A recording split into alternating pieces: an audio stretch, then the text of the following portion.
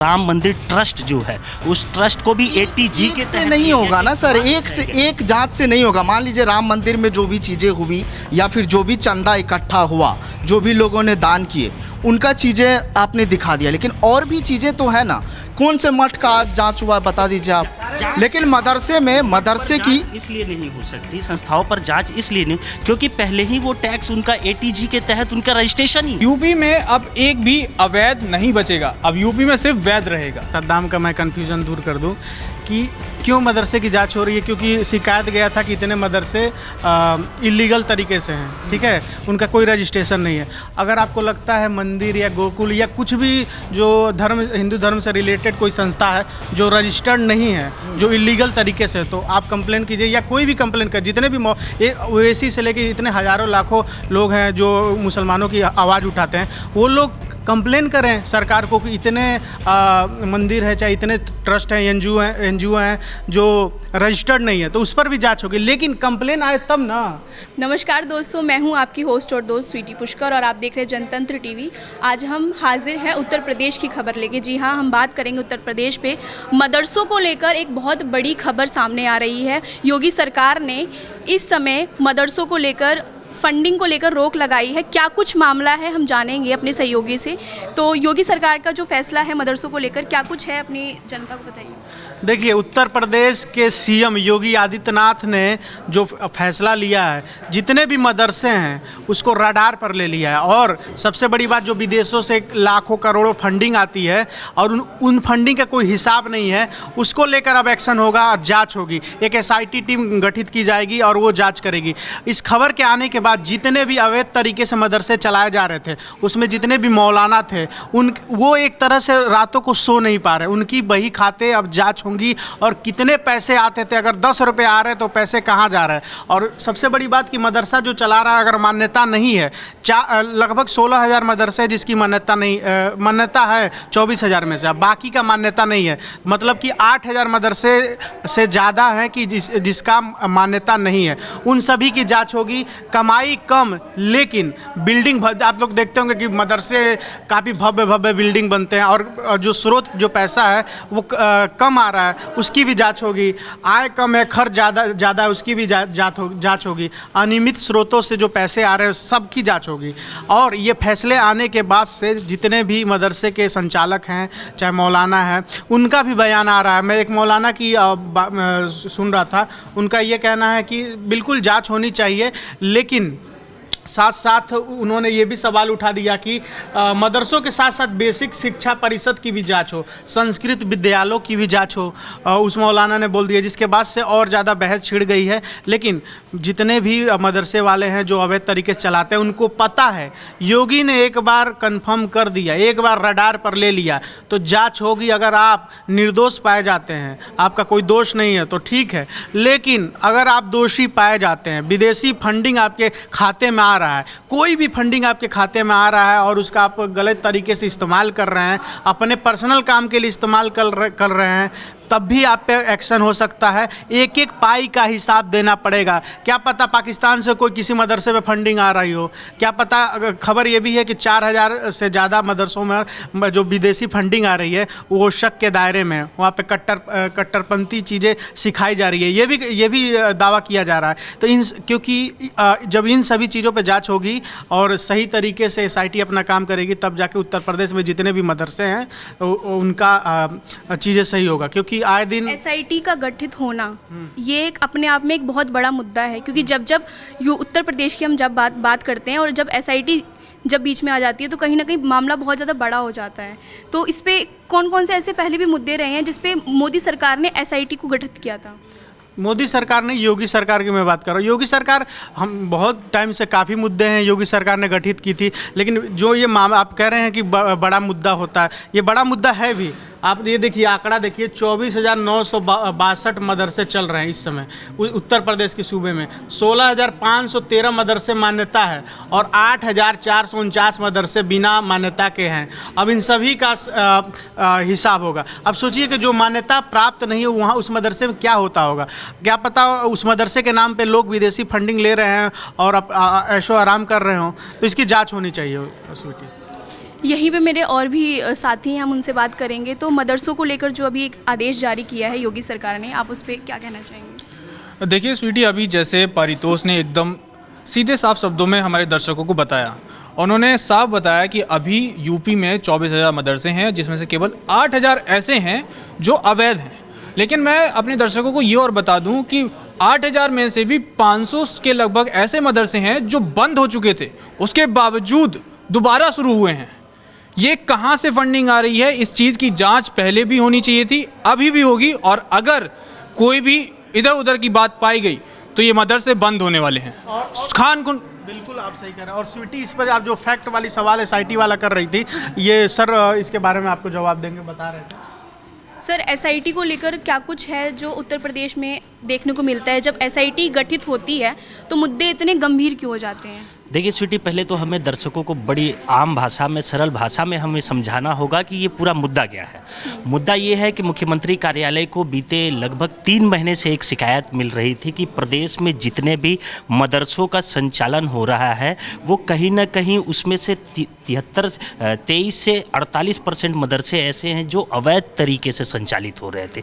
अवैध मतलब कुछ मदरसे ऐसे थे जो सरकारी ज़मीन पे बने हुए थे, ना उनकी रजिस्ट्री थी, ना SDM कार्यालय में उनके कोई कागज़ थे। इन तरह की कई शिकायतों को जो है, जो जिला तहसील दिवस चलते हैं या थाना दिवस होता है, वहाँ पर स्थानीय लोगों द्वारा ऐसी शिकायतें दी जा रही थी।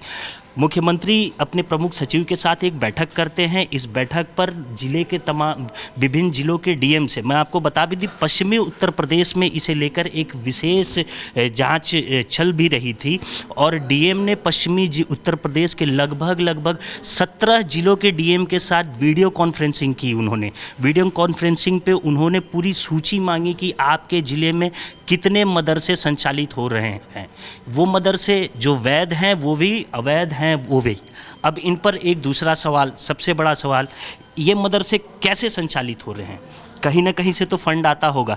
क्या ये फंड स्थानीय स्तर पर, आप देखेंगे कहीं भी मदरसे चलते हैं, उन मदरसों में जो बच्चे पढ़ने जाते हैं, जिन परिवारों को बच्चे पढ़ने जाते हैं, वहाँ पर आर्थिक रूप से उनकी मदद की जाती है। वो परिवार जो है उन मदरसों के संचालन के लिए आर्थिक रूप से मदद करते हैं। लेकिन सवाल यहाँ पर ये था कि छोटे स्तर का मदरसा, और लेकिन उसकी बिल्डिंग जो है आप देखेंगे भव्य आलीशान बिल्डिंग। अभी बीते दिन ही आपने देखा होगा संभल और विभिन्न इलाकों में जो है, जो ये क्षेत्र थे, वहाँ पर कई मदरसों पर बुलडोजर भी चलाए गए। योगी सरकार ने कार्रवाई की थी।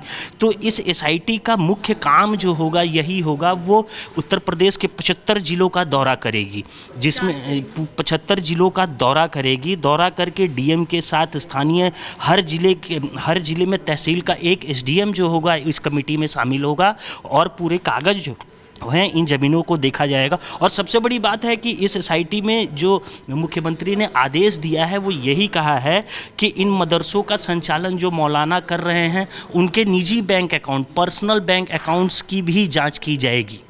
तो ये एक बड़ा सवाल है और ये कदम जो है आपने देखा होगा, योगी सरकार अक्सर इस तरह की प्रदेश में जब भी कोई इलीगल एक्टिविटीज़ होती है तो वो उस पर विशेष ध्यान रखते हैं। और सबसे बड़ी बात ये है कि इन मदरसों के संचालन पे जो सरकार ने आदेश दिया है कि इसकी जांच होनी चाहिए, इस पर कई मौलानाओं ने समर्थन भी किया है योगी सरकार का। उन्होंने कहा है कि ये एक अच्छा प्रस्ताव है। जैसे कहते हैं कि एक तालाब में अगर एक मछली ख़राब हो जाती है तो पूरे तालाब की मछली को बर्बाद कर देती है।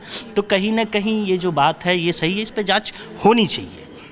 ऐसी इलीगल एक्टिविटीज़ जो उत्तर प्रदेश में है उस पर जांच तो है, लेकिन हम अपने साथियों से और जानने की कोशिश करेंगे कि इस आदेश को वो किस तरह से देखते हैं उत्तर प्रदेश में, और ऐसी क्या क्या इलीगल एक्टिविटीज़ हैं जिनको योगी सरकार अपने आड़े हाथ ले रहे हैं। देखिए स्वीटी, बहुत अभी हमारे सहयोगी सब बता रहे थे कि जांच होनी चाहिए, ये होनी चाहिए, वो होनी चाहिए, लेकिन मेरा सरकार से कई सारे सवाल हैं। सरकार को ये पारदर्शिता दिखाना होगा कि अगर मदरसे की जांच हो रही है तो आप गुरुकुल की भी जांच करें, आप मठ की भी जांच करें, आप मंदिर की भी जांच करें, आप स्कूल की भी जांच करें।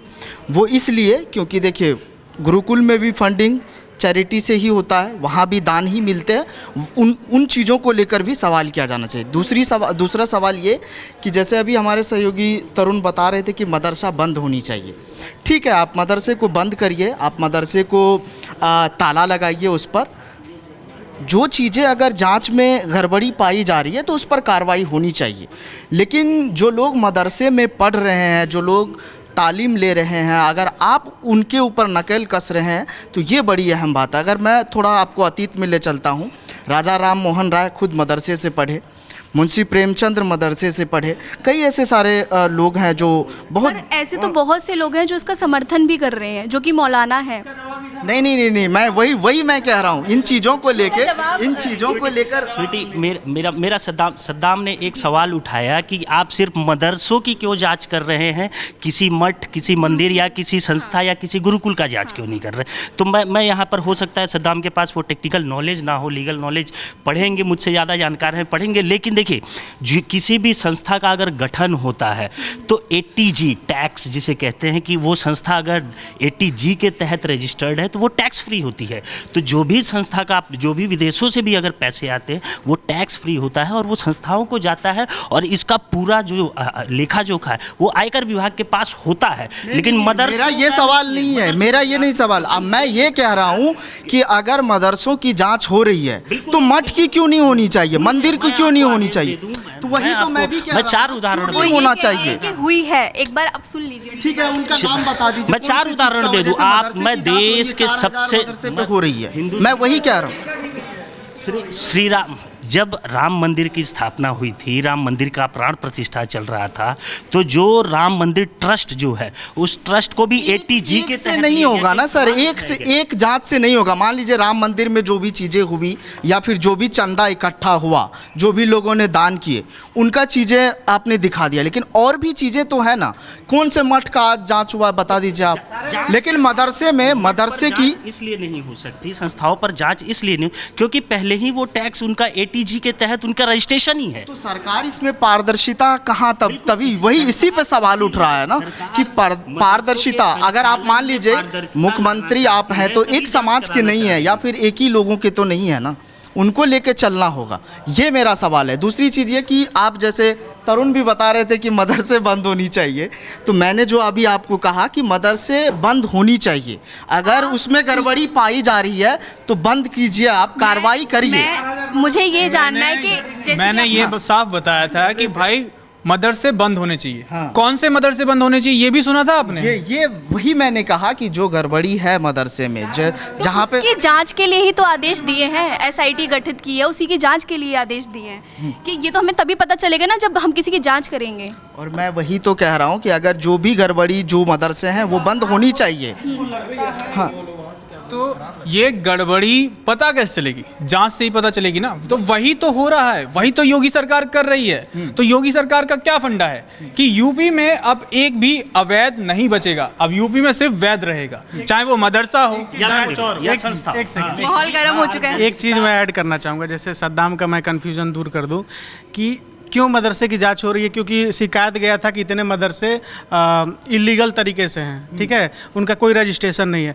अगर आपको लगता है मंदिर या गोकुल या कुछ भी जो हिंदू धर्म से रिलेटेड कोई संस्था है जो रजिस्टर्ड नहीं है, जो इलीगल तरीके से, तो आप कंप्लेन कीजिए या कोई भी कंप्लेन कर, जितने भी ओवैसी से लेके इतने हज़ारों लाखों लोग हैं जो मुसलमानों की आवाज़ उठाते हैं, वो लोग कंप्लेन करें सरकार को कि इतने मंदिर है, चाहे इतने ट्रस्ट हैं, एनजीओ हैं जो रजिस्टर्ड नहीं है, तो उस पर भी जांच होगी। लेकिन कंप्लेन आए तब ना। ये 4000 मदरसों का कंप्लेन आया है कि लगभग 24,000 मदरसों में से 4000 मदरसे अवैध हैं, इसलिए ये सरकार ये कदम उठा रही है कि अगर अवैध हैं तो वहाँ पर अगर पैसा आ रहा, मान लीजिए मैं उन 4000 मदरसों में से एक मदरसे का मालिक हूँ, सऊदी अरब से उस मदरसे में 10 लाख रुपये आया, मैं उसका हिसाब बच्चों को जा ही नहीं रहा। मान लीजिए ये मुसलमान हैं, इनके बच्चे अगर मदरसे में पढ़ने जा रहे हैं, उन बच्चों के पास वो किताबें, वो चीज़ें हक नहीं मिल रहा, वो 10 लाख रुपए मैं जाकर अपने परिवार के साथ कहीं उड़ा दे रहा हूँ। तो ये बात यहाँ से उठी है कि अगर पैसा आ रहा है, अगर मदरसे में सही इस्तेमाल मुसलमानों के लिए हो रहा है कि नहीं, बात ये है। अगर पैसा आ रहा है, मैं ही अकेले खा ले रहा हूँ, तब सवाल है। बस आप रजिस्ट्रेशन करा दीजिए, कोई दिक्कत नहीं, जितना पैसा आ रहा है आप रजिस्ट्रेशन करा दीजिए। सबसे बड़ी बात पारितोष, अभी आपने ही बताया था कि 8000 के लगभग मदरसे अवैध हैं, और फिर भी अभी केवल 4000 पे ही आया है, 4000 पे शक है खाली, यानी अभी 4000 अलग हैं जो अभी तक निगाहों में नहीं आए हैं या छुपे बैठे हैं, ठीक है। नहीं, अब कई मौलानाओं की मैंने बाइट सुनी सबसे है, बड़ी चीज उनका कहना इस एसआईटी में जो लोग होंगे वो कौन है, ये भी तो सवाल होना चाहिए। तो इस पे हमने जब पढ़ा कि इस एसआईटी में लोग कौन कौन से होंगे, तो रिटायर्ड जज इसमें होंगे, एक क्लास 1 ऑफिसर या आईएएस लेवल का अधिकारी इसमें होगा, जो इसकी जांच किसी अगर किसी ज़िले में 5 तहसील है तो उस 5 तहसील में से हर तहसील का एक एसडीएम होगा, रिटायर्ड। अभी मैं पढ़ रहा था एक और आर्टिकल कहीं पे, और योगी का जो आदेश आया है उत्तर प्रदेश सरकार की तरफ से, उसमें ये था कि अगर ये एसआईटी गठित हो रही है तो हमें इस एसआईटी के गठन में ऐसे लोगों को रखना होगा ताकि इस एसआईटी के गठन पर कोई सवाल ना उठे। ये सबसे बड़ा मुद्दा है। आप इस पे और कुछ कहना चाहेंगे? नहीं, अब दर्शकों पे छोड़ देते हैं कि इस योगी के इस फैसले को लेकर आप क्या सोचते हैं, कमेंट में अपनी राय दीजिए। कुल मिलाकर 24,000 से ज़्यादा मदरसे हैं, उसमें से 16,000 लगभग मदरसे जो मान्यता प्राप्त हैं, 8,000 से ज़्यादा मदरसे अवैध हैं जिनका रजिस्ट्रेशन नहीं है, और 4,000 मदरसों पर शक है। तो अगर इससे बचना है तो सिंपल सी बात है, आप जाके चुपचाप रजिस्ट्रेशन करा लीजिए, और जो पैसा आ रहा है विदेशों से, अगर मान लीजिए कोई 10 लाख भेज रहा है तो इसका हिसाब रहे, हम भी जाने, तुम भी जानो, और जितने भी मुसलमान बच्चे पढ़ते हैं वहाँ पर उनका भी भला होगा, वो भी जानेंगे, कोई किसी पर उंगली नहीं उठा पाएगा। तो क्या नाम है, ट्रांसपेरेंटी रहेगी तो सही रहेगा। कमेंट में जवाब जरूर दें, इस पे आप क्या सोचते हैं? जी हाँ दोस्तों, और ये आदेश जो है वो इसलिए नहीं है कि किसी योगी सरकार या फिर कोई और विपक्ष नेता, बल्कि इसलिए है कि जो वैध हों, जो मदरसे जो वैध हैं वहाँ पर उनको उनका हक मिल सके। एसआईटी इसीलिए गठित की गई है। फिलहाल इस समय मैं आपसे विदा लेती हूँ और मिलती हूँ अगले न्यूज़ रूम में।